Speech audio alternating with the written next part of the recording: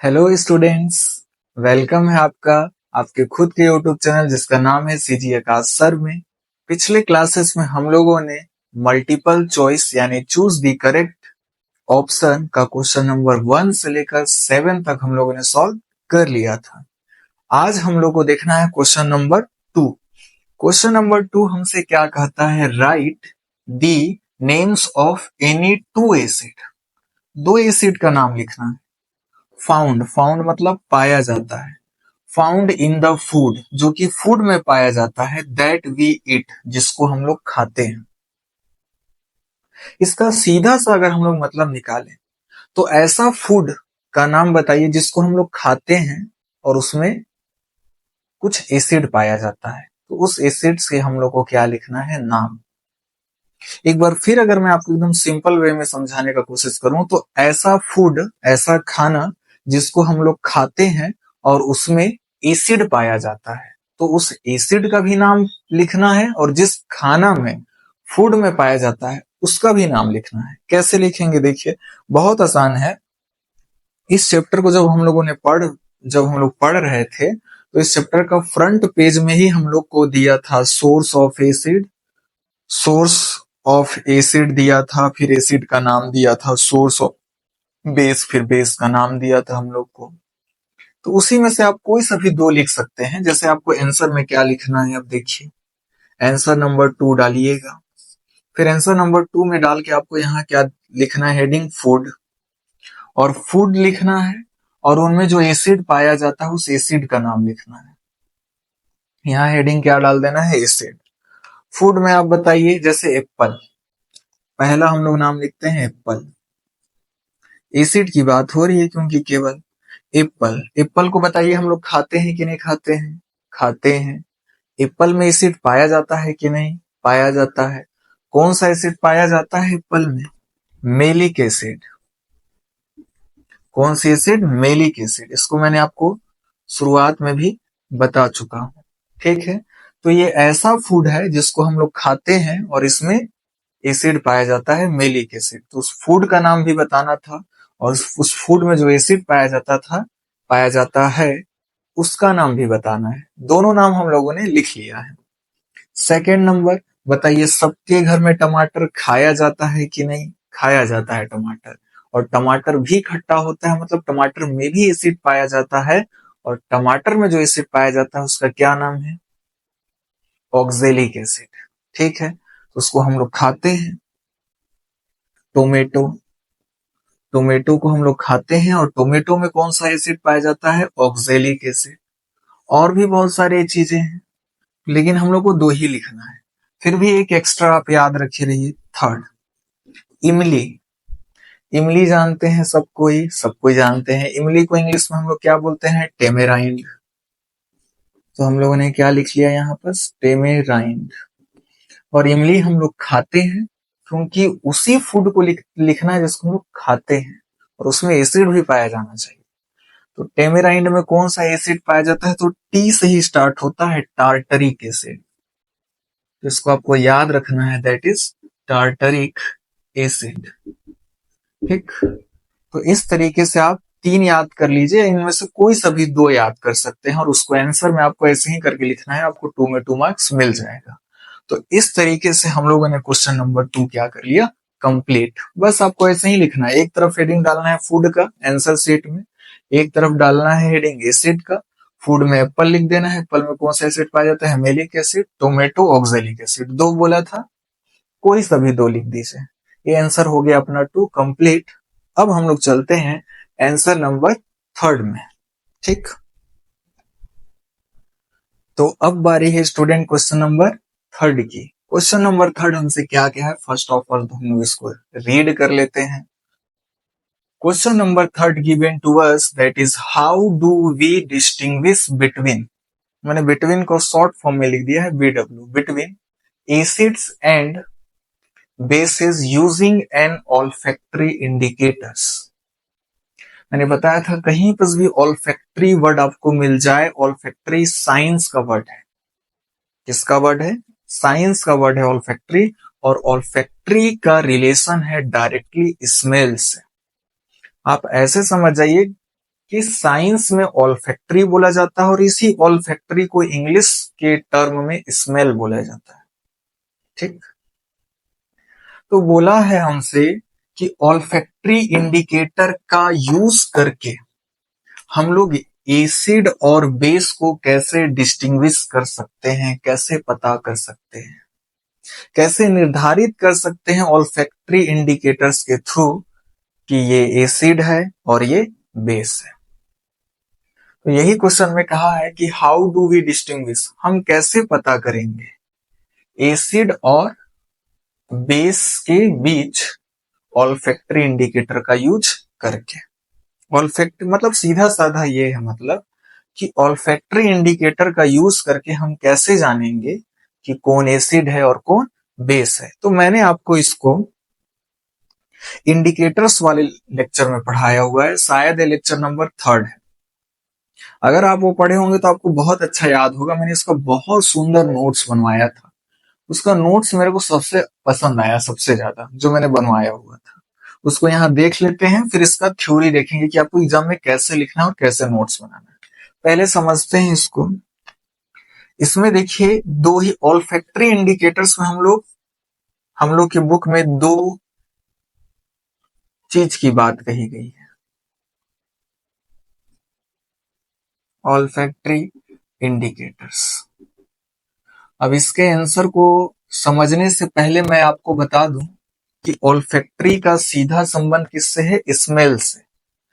मतलब स्मेल के चेंज होने से हमको पता चलेगा कि कौन एसिड है और कौन बेस है। या हम इसको ऐसे कह सकते हैं कि स्मेल के बेसिस पे ही हम पता करेंगे कि ये एसिड है और ये बेस है। क्लियर हुई बात कि नहीं हुई?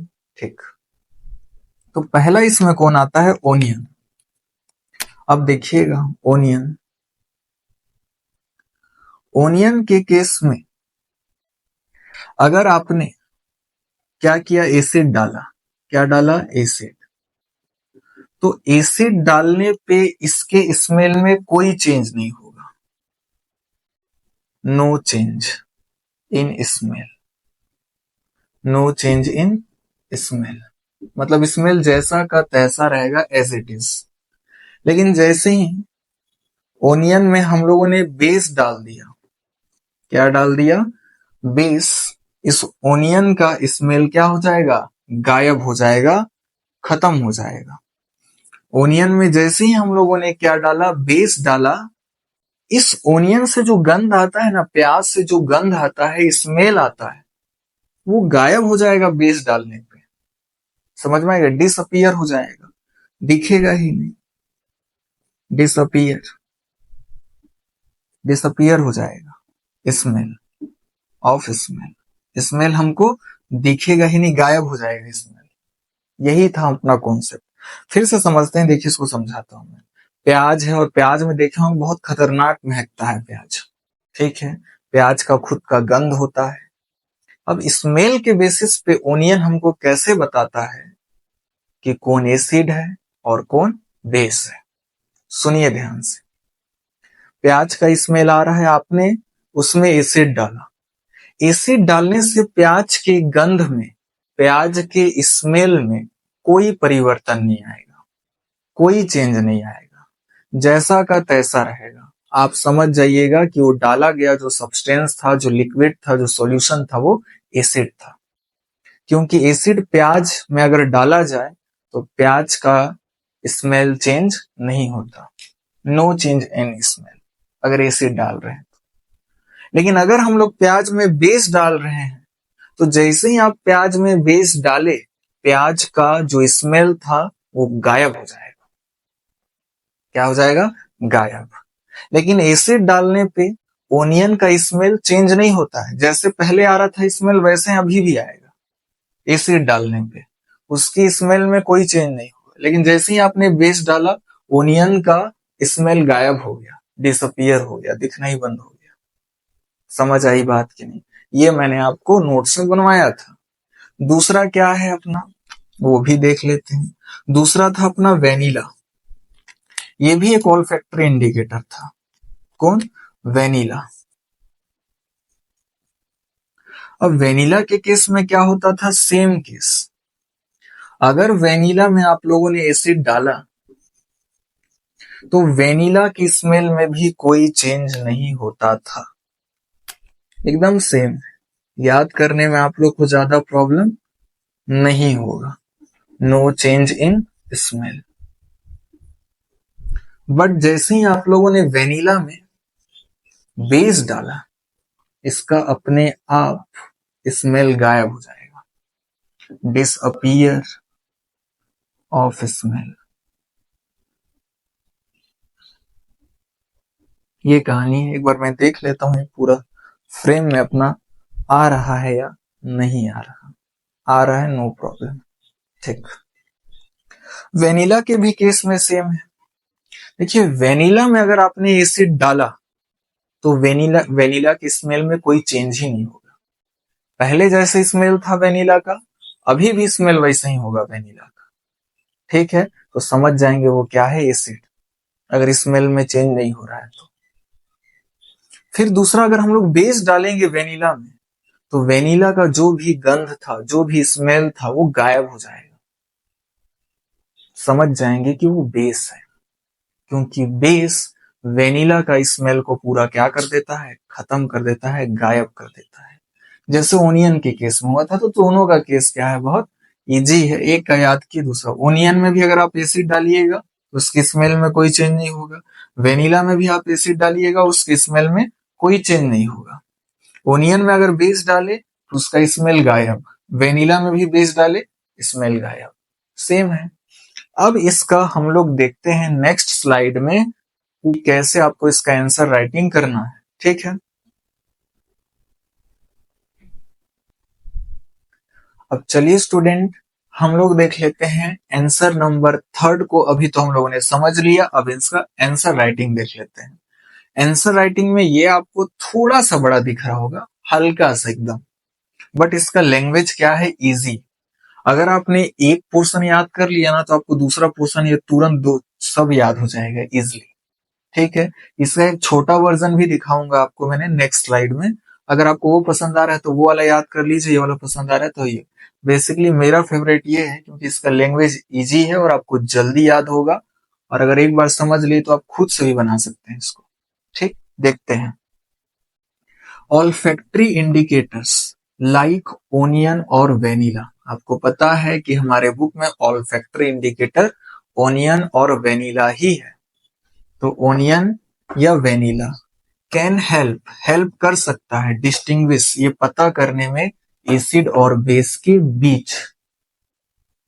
एसिड और बेस को पता करने में हम लोग का कौन हेल्प कर सकता है, ओनियन और वेनिला, क्योंकि ऑल्फैक्टरी इंडिकेटर है, स्मेल चेंज करके बताते हैं ये कि कौन एसिड है और कौन बेस है। ये क्वालिटी है ऑल्फैक्टरी इंडिकेटर्स की। Acid by changing their smell, मैंने बताया ना, ऑल्फैक्टरी इंडिकेटर्स केवल स्मेल चेंज करके ही हमको बताते हैं कि ये एसिड है और ये बेस है। आगे पढ़ते हैं। अब देखिए इसका लैंग्वेज कितना ईजी है। वेन का मतलब मैंने क्या बताया आपको, जब an acid is added to an olfactory indicators, यहां से समझते हैं। जब हम लोग एसिड को ऐड करते हैं मतलब डालते हैं, किसमें डालते हैं, एसिड को ऑल्फैक्टरी इंडिकेटर में ऐड करते हैं, टू एन ऑल्फैक्टरी इंडिकेटर्स। तो जब हम लोग एसिड को ऑल्फैक्टरी इंडिकेटर्स में डालते हैं, जैसे कौन सा ऑल्फैक्टरी इंडिकेटर्स में डालना है, या तो ओनियन में या तो वेनिला में, क्योंकि दो ही है। The indicators smell remains unchanged. तो जैसे जब हम लोग एसिड को ऑल्फैक्टरी इंडिकेटर में डालते हैं, जैसे ओनियन और वेनिला में, तो जो ये इंडिकेटर्स है ना, ओनियन और वेनिला, इनका स्मेल अनचेंज्ड रहता है, मतलब इनका स्मेल चेंज नहीं होता। मैंने अभी जस्ट बताया इसके पिछले वाले स्लाइड में कि जब भी आप ऑल्फैक्टरी इंडिकेटर्स में, जैसे ओनियन और वेनिला में, एसिड डालिएगा तो उस ऑल्फैक्टरी इंडिकेटर्स का स्मेल अनचेंज्ड रहेगा, मतलब चेंज ही नहीं होगा। वही बात लिखा गया है। नेक्स्ट और लास्ट पढ़ते हैं। जब बेस को ऐड किया जाता है, when base is added to an olfactory indicators, जब बेस को olfactory indicators में ऐड किया जाता है, ऐड करना मतलब डाला जाता है, द इंडिकेटर्स स्मेल, तो इंडिकेटर्स का स्मेल इज डिसअपियर, मतलब इंडिकेटर्स का जो स्मेल होता है गायब हो जाता है। डिसअपियर मतलब गायब हो जाता है। इंटायरली, इंटायरली का मतलब क्या होता है? पूर्ण रूप से, कंप्लीटली गायब हो जाता है। ऐसा नहीं कि थोड़ा मोड़ा आ रहा है इसमें, पूरा का पूरा। इंटायरली मतलब कंप्लीट गायब हो जाता है। इंटायरली मतलब कंप्लीट, डिसअपियर मतलब गायब हो जाना। तो इसका मतलब समझिए, जब हम लोग बेस को ऑल्फैक्टरी इंडिकेटर्स में ऐड करते हैं, मतलब डालते हैं, तो जो ऑल्फैक्टरी इंडिकेटर्स है ना, जैसे ओनियन और वेनिला, उसका स्मेल इंटायरली डिसअपियर, कंप्लीटली गायब हो जाता है।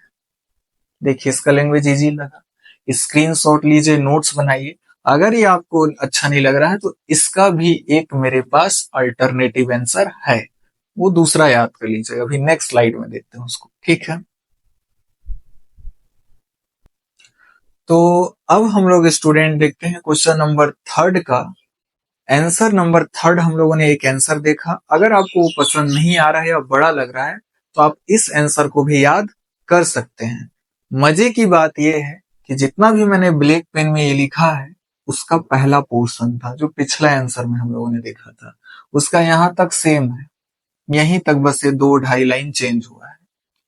ऑल्फैक्टरी इंडिकेटर्स लाइक, जैसे ओनियन और वेनिला, कैन हेल्प, कैन मतलब सकते हैं, हेल्प कर सकते हैं, डिस्टिंग्विश ये पता करने में, एसिड और बेस के बीच पता करने में हेल्प कर सकते हैं। कौन? Olfactory indicators, by changing their smell, अपना स्मेल चेंज करके, क्योंकि ऑल्फैक्टरी इंडिकेटर्स स्मेल चेंज करके ही इंडिकेट करते हैं हमको कि एसिड है और ये बेस है। तो इसमें क्या लिखा है कि ऑल्फैक्टरी इंडिकेटर्स जैसे ओनियन और वेनिला एसिड और बेस के बीच अपना स्मेल चेंज करके डिस्टिंग्विश निर्धारित कर सकते हैं कि कौन एसिड है और कौन बेस है। कैसे? सुनिएगा। Acid generally do not affect the smell of these indicator, these indicators मतलब ओनियन और वेनिला को बोल रहा है, ठीक है। तो क्या बोल रहा है? Acid generally do not affect, मतलब एसिड वेनिला, वेनिला और ओनियन, दीज इंडिकेटर्स मतलब ओनियन और वेनिला के स्मेल को अफेक्ट नहीं करता। समझ आई बात कि नहीं आई? इसमें क्या लिखा गया है? एसिड वेनिला और ओनियन के स्मेल को अफेक्ट नहीं करता। समझ आया? लास्ट लाइन, वाइल, वाइल का मतलब क्या होता है? जबकि, जबकि base causes the smell disappear, जबकि बेस के कारण, कॉजेज, कॉज का मतलब के कारण, जबकि बेस के कारण स्मेल जो होता है डिसअपियर मतलब गायब हो जाता है। बेस की वजह से इन इंडिकेटर्स का स्मेल गायब हो जाता है और एसिड इनके स्मेल को अफेक्ट नहीं करता, मतलब चेंज नहीं कर पाता। समझ आ गया होगा। आप चाहें तो इसका भी स्क्रीनशॉट ले सकते हैं, आपको जो अच्छा लगे वो याद कीजिए। तो इस तरीके से आंसर नंबर 3 हम लोग का होता है खत्म। अब हम लोग चलते हैं आंसर नंबर 4 की ओर।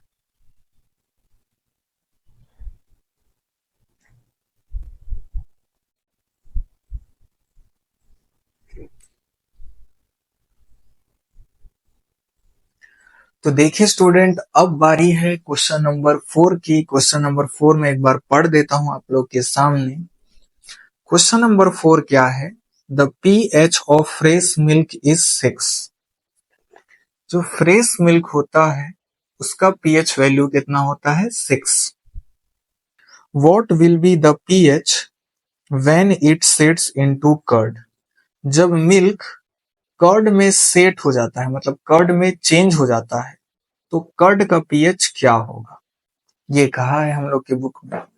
ठीक है, तो सबको आपको सबसे पहले बुक को आपके सामने क्या कर लेना है, ओपन कर लेना है। देन आपको क्वेश्चन नंबर 4 रीड करना है। क्वेश्चन नंबर 4 में क्या कहा, एक बार फिर देख लेते हैं कि जो फ्रेश मिल्क होता है, जो फ्रेश मिल्क होता है उसका पीएच वैल्यू कितना होता है, 6। ठीक है, और जब ये मिल्क कर्ड में चेंज हो जाएगा तो बताइए कर्ड का पीएच क्या होगा, ये हमसे कहा है। तो धीरे धीरे इस गुत्थी को सुलझाते हैं और आंसर को समझते हैं पूरे फील के साथ। तो बताइए मिल्क का पीएच वैल्यू कितना है, 6। ठीक है, बता दिया है क्वेश्चन में। मिल्क से ये कन्वर्ट किस में हो गया, कर्ड में। कर्ड का मतलब क्या होता है, दही। दही सब खाते होंगे गर्मी के दिनों में अक्सर। तो दही अब जानते हैं आप लोग बहुत ही ज्यादा खट्टा होता है, इतना खट्टा कि हम लोग दही में शक्कर डाल के खाना पड़ता है ताकि उसका खट्टापन थोड़ा कम हो जाए। सही बात है कि नहीं? तो अब बताइए कर्ड जो होता है वो ज्यादा खट्टा होता है कि नहीं? ज्यादा क्या, बहुत ज्यादा खट्टा होता है। किसके कंपेयर में, मिल्क के कंपेयर। मिल्क तो हम लोग को खट्टा फील ही नहीं होता पीते समय। तो मिल्क के कंपेयर में कर्ड बहुत ज्यादा खट्टा होता है। अब बहुत ज्यादा खट्टा होता है मतलब इसमें बहुत ज्यादा एसिड पाया जाता होगा। ठीक है, एसिड ज्यादा पाया जाता होगा, और अगर एसिड ज्यादा होगा, जितना ज्यादा एसिडिक एसिड होगा, इसका पीएच वैल्यू उतना ही क्या होगा, कम। क्योंकि अगर पीएच वैल्यू कम होता है तो एसिड क्या होता है, स्ट्रॉन्ग, मतलब ज्यादा एसिडिक नेचर का होता है। तो ये ज्यादा एसिडिक नेचर का है कि नहीं कर्ड, किसकी तुलना में, मिल्क की तुलना में। तो जो ज्यादा एसिडिक नेचर का होता है उसका पीएच वैल्यू हमेशा क्या होता है, कम। तो एक गुत्थी तो समझ गई, सुलझ गई कि जो कर्ड का पीएच वैल्यू होगा वो 6 से कम होगा। क्योंकि पीएच वैल्यू जितना ज्यादा कम होता है एसिडिक नेचर उतना ही ज्यादा होता है। ये बात आपको पीएच वाले चैप्टर में क्लियर कर दिया हूं। पीएच वैल्यू अगर 3 है, एक का पीएच वैल्यू 6 है और एक का पीएच वैल्यू मान के चलिए 4 है, तो पीएच 4 वाला ज्यादा एसिडिक नेचर का होगा, ज्यादा खट्टा होगा। तो बताइए ये ज्यादा खट्टा है कि नहीं कर्ड, है मिल्क के कंपेयर में। इसका पीएच वैल्यू क्या होगा, कम होगा, 6 से कम होगा, ज्यादा एसिडिक नेचर का होगा। लेकिन कितना कम होगा ये भी तो पूछा है हम लोग से क्वेश्चन में। तो धीरे धीरे समझते हैं। इस क्वेश्चन को पढ़ने से पहले मैं आपको एक चीज समझा देता हूं, क्योंकि जब हम लोग इस क्वेश्चन को पढ़ेंगे तो ये बात आएगी, तो उससे पहले ही हम लोग इसको क्लियर कर लेते हैं। अब सवाल है कर्ड जो दही है वो खट्टा क्यों हुआ सर? सवाल है कि नहीं, बिल्कुल होना भी चाहिए। तो देखिए मिल्क में लैक्टोज पाया जाता है, एक मोलिक्यूल होता है दैट इज लैक्टोज, मैंने यहां लिखा भी होगा। कर्ड इन्वॉल्व्स बैक्टीरिया लैक्टोज, ये देखिए दिस वन, लैक्टोज। मिल्क में एक कंपाउंड पाया जाता है दैट इज लैक्टोज। ठीक है, और मिल्क को कर्ड में कन्वर्ट करने के लिए एक ऑर्गेनिज्म हेल्प करता है जिसका नाम है बैक्टीरिया। मतलब विदाउट बैक्टीरिया ये जनरली नहीं होता।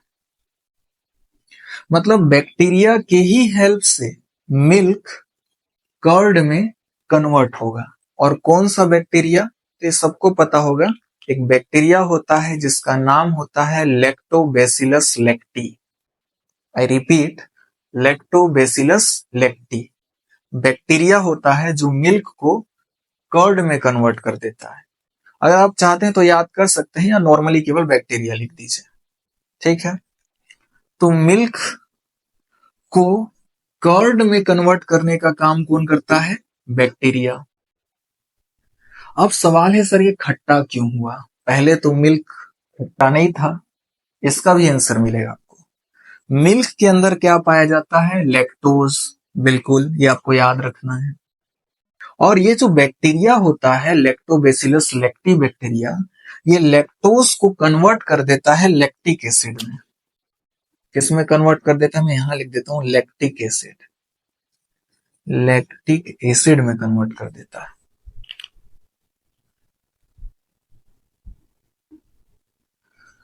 मिल्क में क्या पाया जाता है?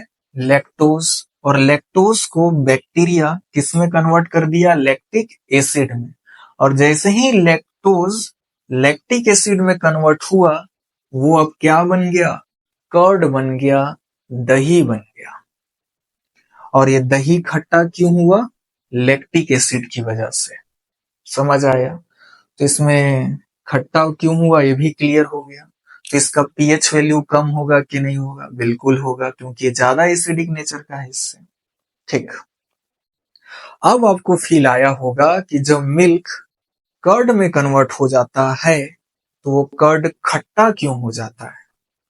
क्योंकि मिल्क में जो लैक्टोज पाया जाता है, इस लैक्टोज को ये बैक्टीरिया लैक्टिक एसिड में कन्वर्ट कर देता है।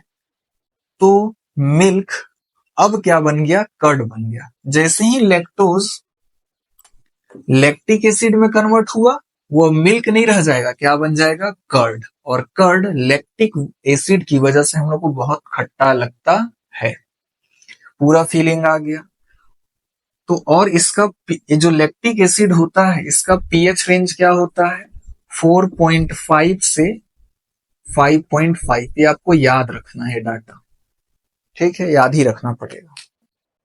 तो अब चलिए हम लोग आंसर को समझते हैं, क्योंकि अब हम लोग एबल हो गए आंसर को समझने के। देखिए आंसर में क्या बोला है। When milk sets into curd, धीरे धीरे समझते हैं। जब मिल्क कर्ड में सेट हो जाता है, मतलब कर्ड में परिवर्तित हो जाता है या कर्ड में चेंज हो जाता है। When का मतलब क्या होगा? जब मिल्क कर्ड में चेंज हो जाता है, इट्स पीएच विल डिक्रीजेस। इसका पीएच डिक्रीज हो जाएगा। डिक्रीज मतलब कम हो जाएगा। देखिए मिल्क का पीएच वैल्यू कितना था? 6, और इसका पीएच वैल्यू कितना है? 4.5 टू 5.5। डिक्रीज हो जाएगा कि नहीं हो जाएगा? डिक्रीज मतलब क्या होता है? कम हो जाएगा। बिकमिंग मोर एसिडिक, बिकम का मतलब क्या होता है? होना। ये जो कर्ड है मोर एसिडिक हो जाएगा। मोर का मतलब ज्यादा, ज्यादा एसिडिक नेचर का हो जाएगा। बिकमिंग मोर एसिडिक, ज्यादा एसिडिक हो जाएगा। The pH of fresh milk is 6। ये तो क्वेश्चन में भी बताया गया है कि फ्रेश मिल्क का पीएच कितना होता है? 6। अब देखिए द कन्वर्जन, कन्वर्जन मतलब समझते हैं कि नहीं? परिवर्तित होना। मिल्क कन्वर्ट हो रहा है कि नहीं? कर्ड में हो रहा है, तो कन्वर्ट को ही कन्वर्जन लिखा हुआ है।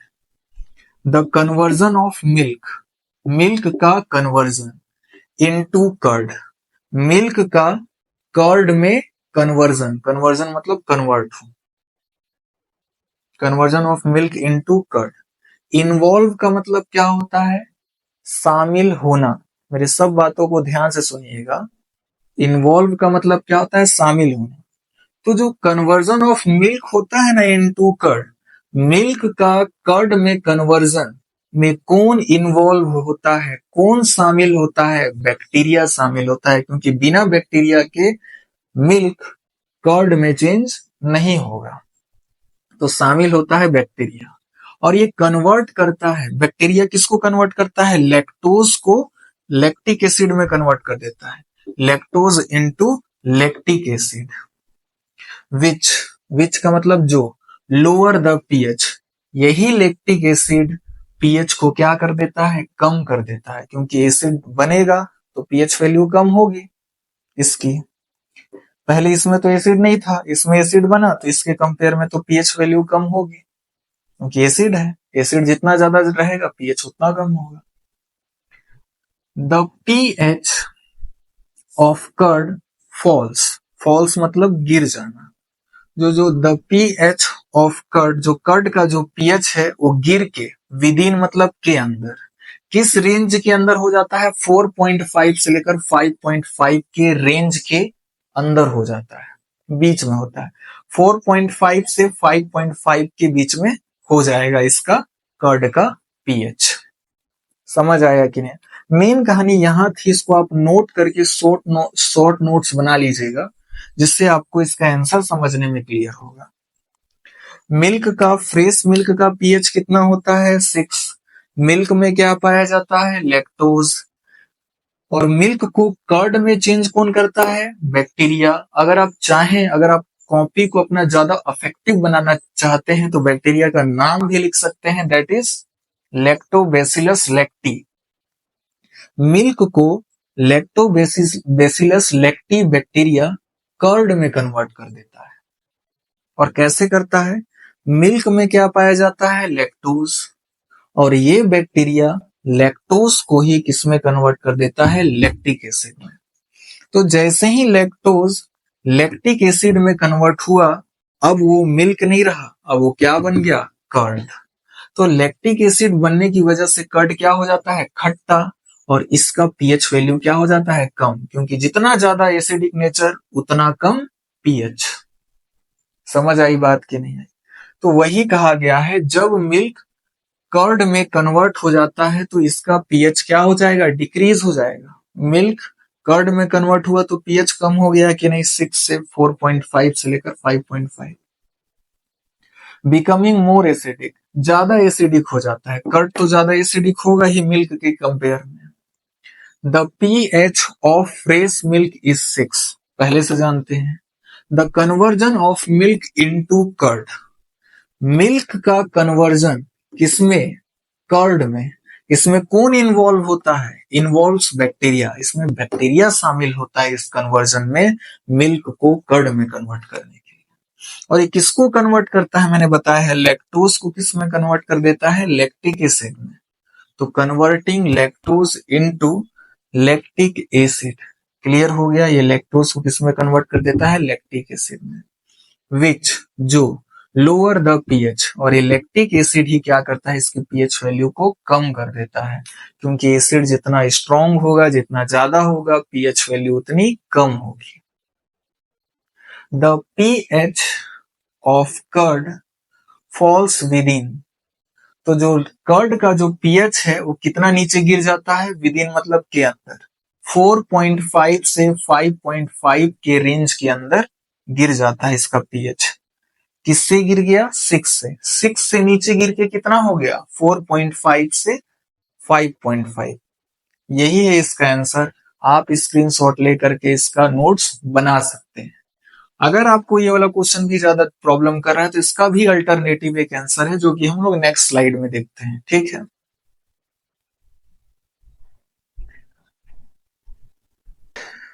तो देखिए स्टूडेंट, अब हम लोग आंसर नंबर 4 का दूसरा अल्टरनेट आंसर मैं ले आया हूं आपके समक्ष, जो कि क्या है? व्हेन फ्रेश मिल्क, जब फ्रेश मिल्क ट्रांसफॉर्म का मतलब क्या होता है? चेंज होना। ट्रांसफॉर्म होता है किसमें? Into curd. जब फ्रेश मिल्क कर्ड में चेंज होता है, इट्स पीएच डिक्रीजेस, तो इसका पीएच क्या हो जाता है? डिक्रीज हो जाता है। इसका मतलब किसका? कर्ड का पीएच डिक्रीज हो जाता है। हो जाता है, देखा हम लोग ने। मिल्क का पीएच कितना था? 6। कर्ड का पीएच कितना था? 4.5 to 5.5, due to the formation of lactic acid. और क्यों कम हो जाता है? ड्यू टू का मतलब क्या होता है? के कारण। The formation of lactic acid, lactic acid के फॉर्मेशन के कारण कर्ड का पीएच डिक्रीज हो जाता है, क्योंकि मिल्क से कर्ड में क्या बना था? Lactic acid. और लैक्टिक एसिड बनने की वजह से इसका पीएच वैल्यू क्या हो गया? कम, क्योंकि जितना ज्यादा एसिडिक नेचर उसका पीएच वैल्यू उतना कम। तो इसमें एसिड बन गया कर्ड में, और कौन सा एसिड बना? लैक्टिक एसिड, जिसकी वजह से उसका पीएच वैल्यू क्या हो गया? डाउन हो गया, फॉल हो गया, कम हो गया। The pH of curd typically falls, तो जो कर्ड का पीएच है वो कितना गिर के आ जाता है? फॉल्स मतलब गिरना।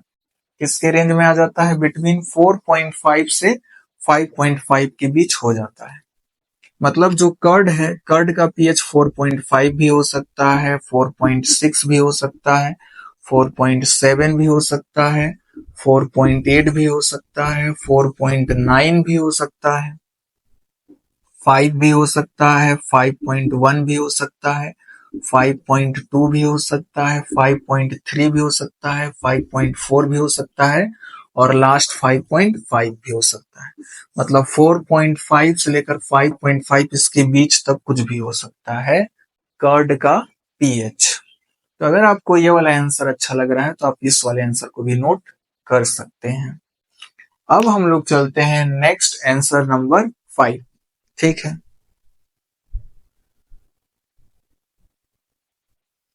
तो अब बारी है स्टूडेंट क्वेश्चन नंबर 5 की। तो फर्स्ट ऑफ ऑल इस टाइप का बोर्ड एग्जाम में क्वेश्चन बहुत आया कर रहा है आजकल। क्वेश्चन नंबर 5, तो क्वेश्चन नंबर 5 के जैसे पहले हम लोग इसको पढ़ते हैं क्या क्या दिया है। क्वेश्चन नंबर 5 में हम लोग से कह रहा है you have been given 3 test tube, मतलब आपको 3 टेस्ट ट्यूब दिया हुआ है। जैसे जैसे बोल रहा है क्वेश्चन में वैसे वैसे हम क्या करते हैं करते जाते हैं। सपोज हम लोग के पास ये एक टेस्ट ट्यूब है, ठीक है, इसको मान के चलिए मैं ए नाम दे दे रहा हूं, फर्स्ट टेस्ट ट्यूब। सेकंड हमारे पास टेस्ट ट्यूब है ये वाला, और थर्ड हमारे पास ये टेस्ट ट्यूब है, ठीक है।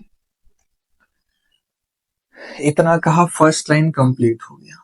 अब आगे हम लोग देखते हैं क्या कर रहा है। One of them, one of them का मतलब क्या होगा, उनमें से एक, हैज डिस्टिल वाटर, हैज मतलब पास हो, उनमें से एक के पास डिस्टिल वाटर है, मतलब एक में क्या है डिस्टिल वाटर। मान लेते हैं हम लोग इसमें क्या है डिस्टिल वाटर है। अब डिस्टिल वाटर किसको बोलते हैं इसका भी चर्चा करेंगे। इट हैज डिस्टिल वाटर, एक के पास डिस्टिल वाटर है, end of the remaining to, remaining मतलब जो बचा हुआ है दो, तो वन हैज एन एसिड, एक के पास क्या है एसिड है। तो इसमें इस टेस्ट ट्यूब में हम लोगों ने क्या मान लिया, एसिड है। And second has a basic solution, और इसके पास क्या है बेस है। इसमें क्या डाला हुआ है बेस डाला हुआ है, बेसिक सॉल्यूशन मतलब। If you only have red litmus paper, और अगर आपके पास केवल रेड लिटमस पेपर है, मतलब हम लोग को केवल रेड लिटमस पेपर दिया गया है। मान लीजिए ये जो हमारे पास लिटमस पेपर है ये कैसा है, रेड लिटमस पेपर है। यहीं बस क्वेश्चन में इंपॉर्टेंट बात बताया गया है, और यहीं पर सबसे डिफिकल्ट दे दिया गया है बात कि आपके पास केवल रेड लिटमस पेपर है। अगर दोनों लिटमस पेपर होते रेड और ब्लू तो बड़ा इजी हो जाता चेक करना कि किसमें डिस्टिल वाटर है, किसमें एसिड और किसमें बेस है।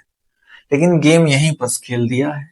If you only have red litmus paper, अगर आपके पास केवल रेड लिटमस पेपर है, देन का मतलब क्या होता है तब।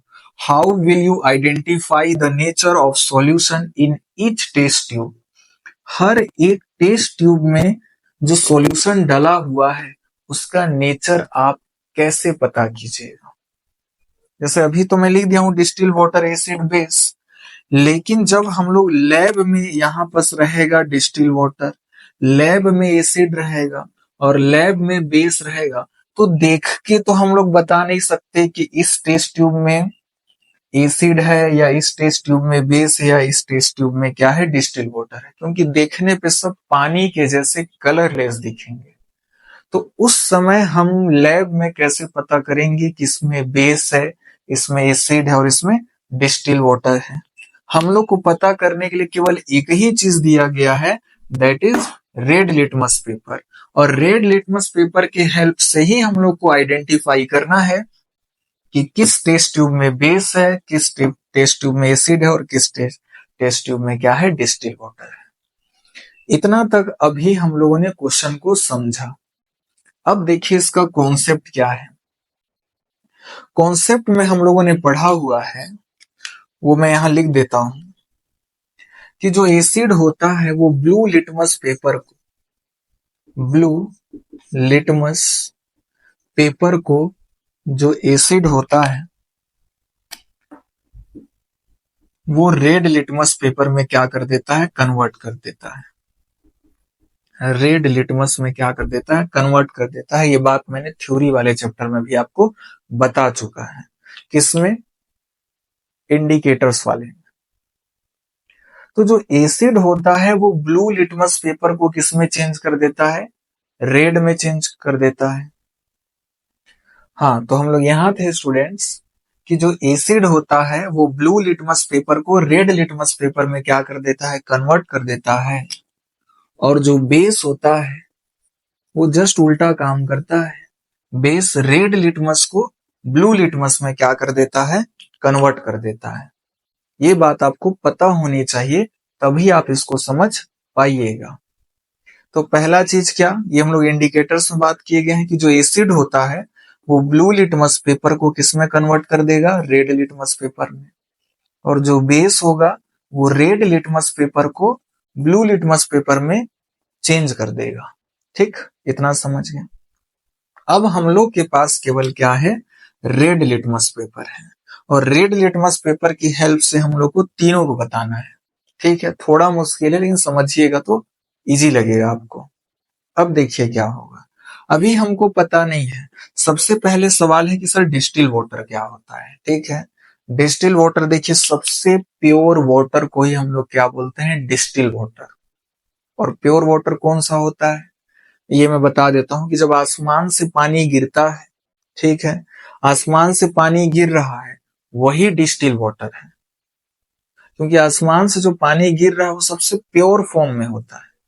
लेकिन जैसे ही वो आसमान का पानी गैस से घुल जाता है, किस गैस से, जो हमारे गाड़ियों व्हीकल्स वगैरह से निकल रहा है, like sulphur dioxide, carbon dioxide, nitrogen dioxide, और दूसरे गैसेस हैं जो बहुत, कार्बन मोनोऑक्साइड वगैरह। इन गैसों से जैसे ही वो घुल जाता है तो वो फिर वाटर डिस्टिल वाटर नहीं रह पाता, प्योर वाटर नहीं रह पाता। तो जब तक वो गैसों से घुला हुआ नहीं है तब तक वो डिस्टिल वाटर है। सबसे वाटर का प्योर फॉर्म कहलाता है डिस्टिल वाटर। और डिस्टिल वाटर का पीएच वैल्यू कितना होता है, 7।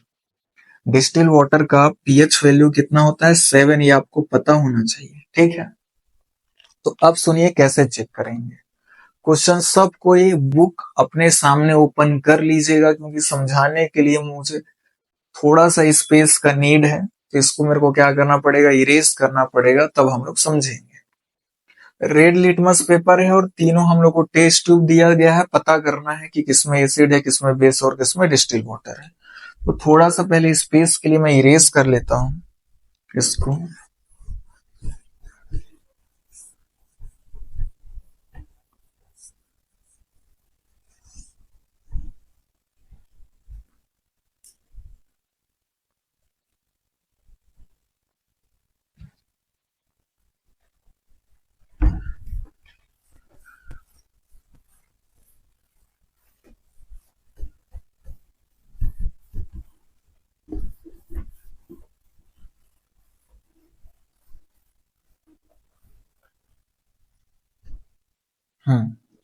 तो ये हमारे पास स्पेस बन गया। अब देखिए क्या होगा, फिर से यहां मैं टेस्ट ट्यूब ऐसे बना लेता हूं। ये फर्स्ट टेस्ट ट्यूब हो गया, and this one is second test tube, and last one is third test tube. अब इसमें लिक्विड भरा हुआ है, पानी के जैसा दिखेगा आपको, कलरलेस। तीनों एक ही जैसा दिखेगा।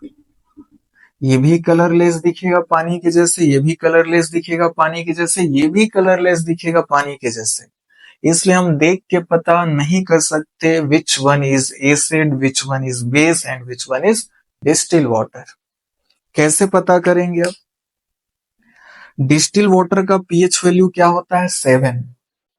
और आपको पता है जो डिस्टिल वाटर होगा, कॉन्सेप्ट, वो रेड लिटमस पेपर को कोई अफेक्ट नहीं करेगा।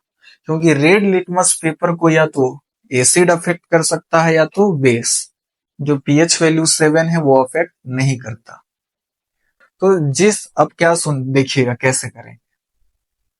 रेड लिटमस पेपर को एक बार इसमें डालेंगे, ठीक है, अगर हम लोग इसमें रेड लिटमस पेपर को डालें और रेड लिटमस पेपर का कलर चेंज हो गया, ठीक है, किसमें चेंज हो गया? अगर red litmus paper blue litmus में कन्वर्ट हो गया तो रेड को ब्लू में कौन कन्वर्ट करता है? बेस। तो जैसे ही मैं रेड लिटमस पेपर को डाला वो ब्लू हो गया, तो वो कौन होगा बताइए? तो अगर ये ब्लू कर दिया इट मीन्स ये क्या होगा? बेस होगा। समझ आया कि नहीं आया? अभी हम लोगों ने डाला था इसमें रेड लिटमस पेपर। कैसा था? रेड लिटमस पेपर था। रेड लिटमस पेपर को मैंने जैसे ही डाला, रेड लिटमस पेपर क्या हो गया? ब्लू हो गया।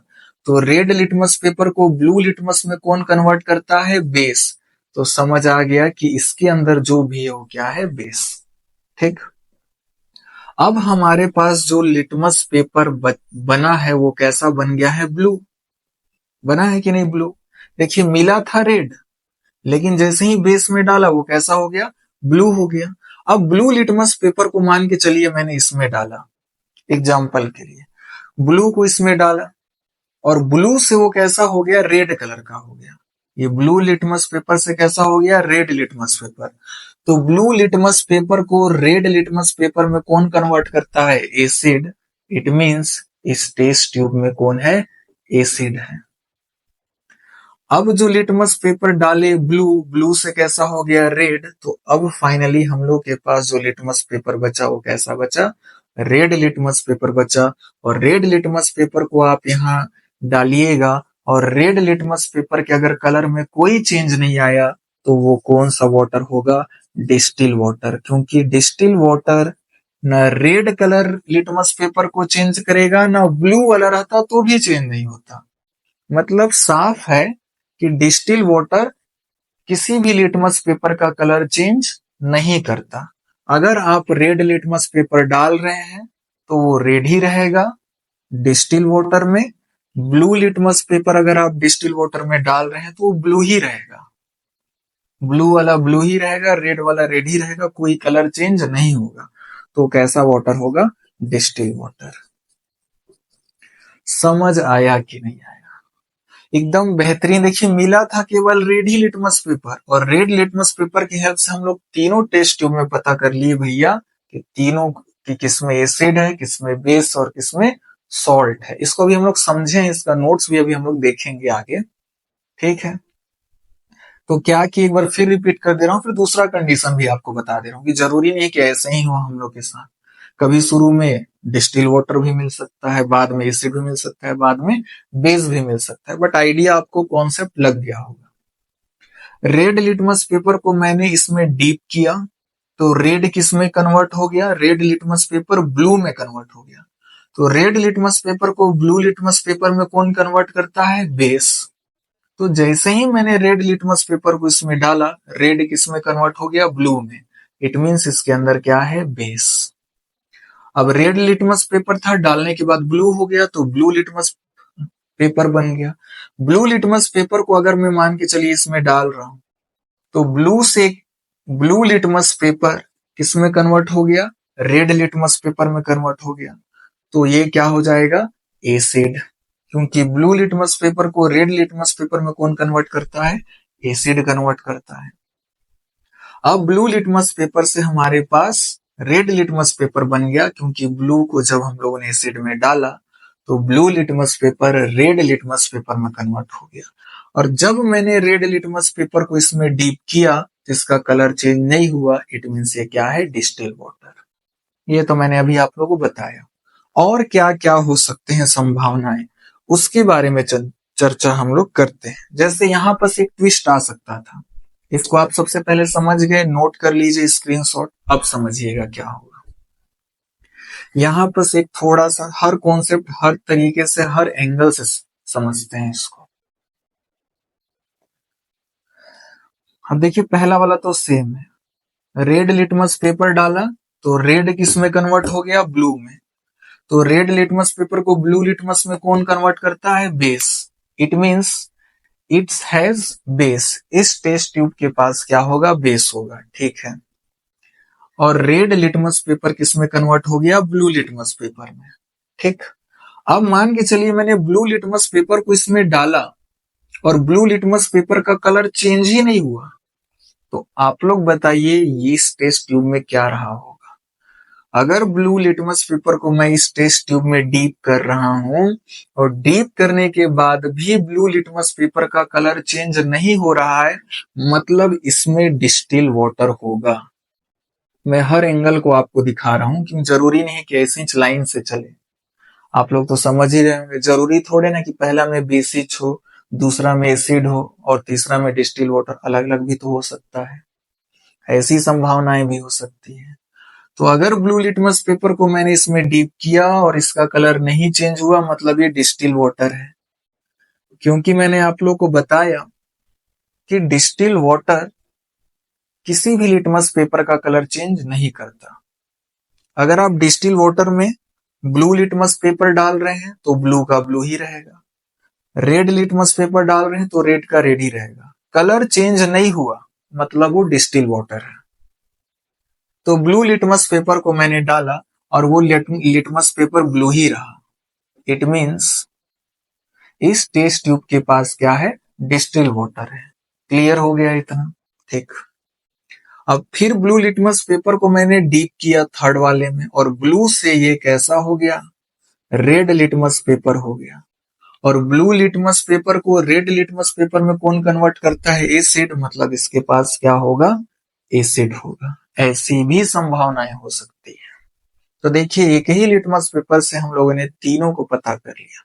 और कैसे हो सकता है लास्ट उसको भी देख लीजिए, फिर इसको इसका नोट्स लिखवा के हम लोग फाइनली इसको खत्म करते हैं।